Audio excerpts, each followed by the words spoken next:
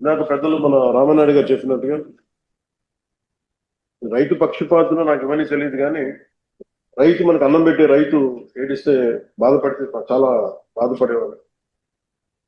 అది ఒక రోజున ఎలాంటి ముక్కోటి ఏకాదశి రోజున అనుకోండి, అది కూడా మనోహర్ గారు చెప్పారు మన కౌలు రైతులు చనిపోతా ఉన్నారు, ఇట్లా ఉంది అనేది న్యూస్ చూపిస్తా ఉంటే మనం ఏదైనా చేయాలి అని అంటే ప్రభుత్వాన్ని మీద ఒత్తిడి పెట్టగలం, ఆయన చేయగలం అని మాట్లాడుకున్నప్పుడు నాకు ఒకటే అనిపించింది, కనీసం ఈ భరోసా ఏదో ఒకసారి బతకడానికి మన ఇచ్చే డబ్బు ఎంత ఉంటుందని పక్కన పెడితేనే అలాగే ఒక్కొక్క రైతుకి చొప్పున కొన్ని దాదాపు ఆ ముందు నేను ఆ రోజు ఒక సినిమా సైన్ చేస్తున్నాను. ఆ రోజు ఆ సినిమాకి వచ్చిన అడ్వాన్స్ ని 5 కోట్ల రూపాయలు వెంటనే ఆ రైతుకి ప్రారంభించడం స్టార్ట్ చేశాను.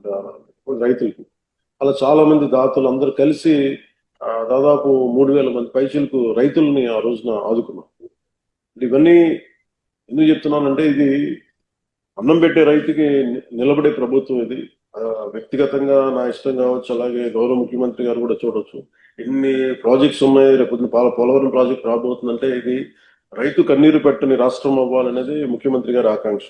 ఆ దిశలోనే మీరు ఇబ్బంది పడుతున్నప్పుడు శంకరగుప్తం ట్రైన్ కి ఆయన దాదాపు 20 కోట్ల 70 లక్షలు ఇచ్చినందుకు మనస్ఫూర్తిగా వారికి మనందరం